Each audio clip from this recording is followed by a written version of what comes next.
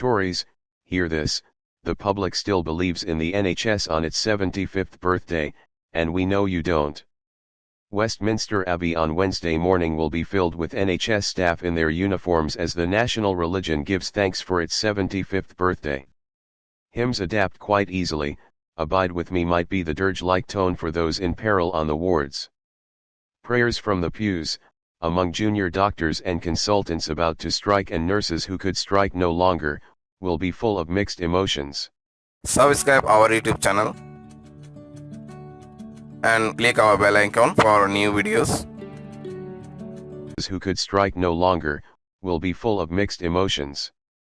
Managers, faced with a record staff exodus, will be praying to get through next winter. The wail goes up that the NHS as we know it may not be here for its 100th birthday.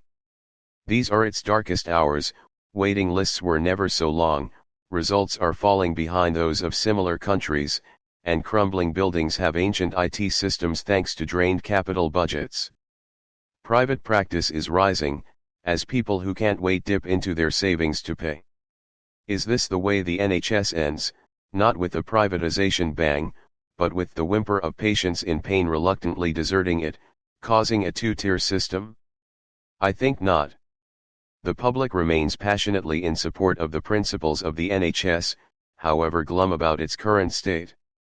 A Health Foundation poll shows 3/4 of voters believe a service free for everyone is crucial, so the famous dictum attributed to Aneurin Bevan holds good: the NHS will last as long as there are folk left with faith to fight for it. And there are. Against all the odds, those founding principles survived the Thatcher Revolution's individualism, privatization, anti-tax. Subscribe our YouTube channel and click our bell icon for new videos. And there are. Against all the odds, those founding principles survived the Thatcher Revolution's individualism, privatization, anti-tax and anti-state arsenic injected into the national bloodstream. Though the creation of the NHS was opposed furiously by Winston Churchill's Conservatives and doctors, the Tory governments that have overseen the NHS for 2/3 of its life have, with gritted teeth, had to swear undying allegiance. Thatcher loathed it, but had to pledge that the NHS was safe in our hands. Cameron's 2010 campaign sported vast posters promising, "I'll cut the deficit, not the NHS." Under him, per capita spending fell further and for longer than ever before. The question I ponder is why the universal egalitarian principle of the NHS, held in such high esteem by so many, rarely spills over into the other good things the state can provide for everyone. Why aren't we more Scandinavian in our willingness to pay the taxes that would give us a public realm with better education, arts, leisure centers, parks, preserved heritage, great transport, fine public housing, a decent social security net and sure start centers for all families? The mundane answer may be that everyone, of all ages and incomes, fears they might need an ambulance to A&E if they fall off a ladder or keel over with a heart attack, whereas only a certain number of people at any one time appreciate other public services. But Labour could tap into that Scandinavian sentiment, as it becomes ever clearer that the current plight of the NHS is due to profound social failures beyond its doors. The NHS is the last resort, the repository for the effects of neglect in everything else, from dirty air, to children in mold-ridden homes, to inadequate food. As research by Michael Marmot, Professor of Epidemiology at University College London, shows, healing the NHS requires healing the worst inequalities. One reason why the NHS will survive, even if it takes years to recover, is this perfect political exhibition of the consequences of 13 years under Labour followed by 13 years under Tory Prime Ministers. For many years, Labour's average annual spending increases from 1997 of about 6% gave the NHS its best ever results, and that led to the falling use of private health care. Look at it juxtaposed with the spending desert of the past 13 years, a Narnia of permanent winter where patients wait for care in hospital corridors. In years to come, that will stand as the example: you get what you pay for, except in the US. Labour has a history of leaving the NHS better, and the Tories of damaging it. NHS waiting lists now bake in economic failure, with too many people waiting, too sick to work. These historic facts are now so obvious that voters may take many years to trust the Tories again.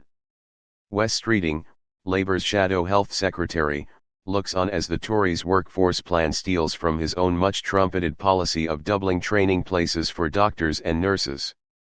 He can now use elsewhere the £1.6 billion a year he planned to raise from non-DOM tax reliefs to spend on training. His reform priorities spelled out this week rightly shift resources out of acute care to community, GPS, and prevention. It's been tried before, and was advocated again by the NHS Assembly's report last week. Has he the mettle to do as he says, and deny hospitals while beefing up GPS, social care, and community health? How much Labour would spend on the NHS remains unknown for now, though Steve Barclay, the Health Secretary, gets away with promising £2.4 billion over 5 years for his training plan, unable to say where it will come from. Rishi Sunak said ominously in his press conference, "By prioritising the NHS there will be other things that we can't afford. If rumoured benefit cuts are among those other things, they will ricochet back into added NHS pressure. Social cuts always do." Meanwhile, Conservative outriders hammer on against the NHS. Andrew Neil was the latest to berate its failings in the Daily Mail. Demanding reform, these opponents always leave that to the last paragraphs, never spelling out what they mean beyond vague but unspecified praise for European social insurance, which amounts to much the same as our national insurance, with more costly administration. They plant the thought that we should pay top UPS and extras, with no details, driven by an ideological and illogical impulse that says any form of payment is good. Resoundingly, overwhelmingly, the public rejects all that, as will those NHS staff in Westminster Abbey singing hallelujahs tomorrow. As a member of the NHS Assembly, I'll be hymning praises there too, like others thinking of births, deaths, and family lives saved, all for free. Tory ministers will pretend to sing along, though they know that the terrible condition they have reduced the NHS to will be a prime killer of their electoral chances, possibly for years to come. We should pay top UPS and extras, with no details, driven by an ideological and illogical impulse that says any form of payment is good. Resoundingly, overwhelmingly, the public rejects all that, as will those NHS staff in Westminster Abbey singing hallelujahs tomorrow.